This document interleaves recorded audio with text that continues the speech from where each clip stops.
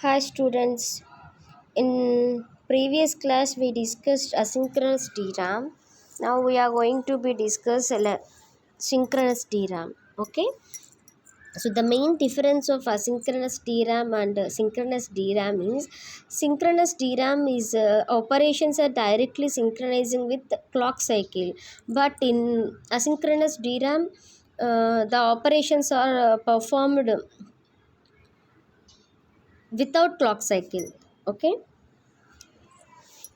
coming to synchronous DRAM, the operations are directly synchronized with the clock cycle, and the address and the data connections are buffered by means of registers. Means here we have to store address and data connections in the form of buffered. Means we have to store that in registers. Okay, the output of each sense amplifier is connected to a latch. Okay, the output of each sense amplifier we have to connect that it to latch. Okay, so here with the help of mode register and timing control, we operations are directly synchronized with the clock cycle. Okay, if you want to perform a read operation causes the contents of all cells in the selected row to be loaded in these latches. Okay, if you want to perform a read operation, the contents of the all cell in the selected row to be loaded in these latches. Okay, data held in latches that correspondent to selected columns are transferred into data output register. Okay, here we have data output register also there. Okay, next this data become available on the data out pins. Okay, if you want to perform a read operation, that means we need to fetch the data. Okay, so that data will be available in data output pins. Okay, first the row address is latched under the control of RAS signal.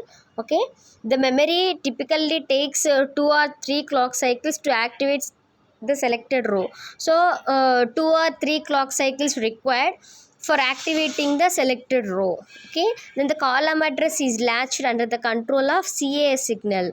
Okay, CAS RAS we discussed in asynchronous RAM also. Okay, next, then the column address is latched under the control of CAS signal. After delay of 1 clock cycle, the first set of data bits is placed on the data lines. Okay, after 1 clock cycle delay, the first set of data, whatever the first data that we have, that data is placed on the data lines. Next, SDRAM automatically increments the column address to access the next 3 sets of the bits in the selected row. Okay, here SDRAM, synchronous DRAM. Okay, synchronous DRAM automatically increments the column address in order to access the next 3 sets of the bits in the selected row. Okay, next coming to latency and bandwidth. Okay, a good indication. So whatever the circuits are designed, okay, we are going to be designed with the basis on the performance based. Okay, so how we are going to be identify the performance. A good indication of performance is given by 2 parameters. So if the circuit or else whatever it is, if that circuit is in good performance by using 2 parameters, that is latency and bandwidth. Okay, latency is referred to the amount of time it takes to transfer a word of data or from the memory. Means here latency means here we have to consider the what is the amount of data in order to transfer a data, or in order to fetch the data from the memory. Okay, so how much time it require. If it is less, okay, then the performance is good. Okay, for a transfer of single word, the latency provides complete indication of memory performance. So based on that latency, we have to identify the how much performance that circuit contains. Okay, For a block transfer, the latency denotes the time it takes to transfer the first word of data. Next, coming to another parameter is bandwidth. It is defined as the number of bits or bytes that can be transferred in 1 second. Okay, so see this here, bandwidth is nothing but number of bits or bytes that can be transferred in 1 second. So based on that also we identify the performance. Okay, so bandwidth mainly depends on the speed of the access of the stored data, and next one is number of bits that can be accessed in parallel. Okay, so bandwidth is depends on speed of the access to store the data, how much speed we have to store the data. Okay, next, number of bits that can be accessed in parallel. Okay, next, coming to double data rate SDRAM. So what is meant by double data rate? So the standard SDRAM performs all actions on the rising edge of the clock signal. So DDR is nothing but double data rate.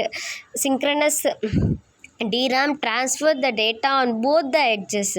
That means loading edge and trailing edge. So in previous, all actions perform on the only one edge only, but in double rate, the name itself specifies double. That's why here we have to use two edges, that is loading edge and trailing edge. Okay, the bandwidth of DDR SDRAM is doubled for long burst transfers. Okay, to make it possible to access the data at high rate, the cell array is organized into two banks. So each bank is separately. So in order to increase the access time, okay, in order to increase the accessing the data time, so we have to categorized or organized the cell array into two banks. So okay, so each bank can be accessed separately. Consecutive words of a given block are stored in different banks. Okay, such interleaving of words allows simultaneous access two words. Okay, the two words are transferred on successive edge of the clock.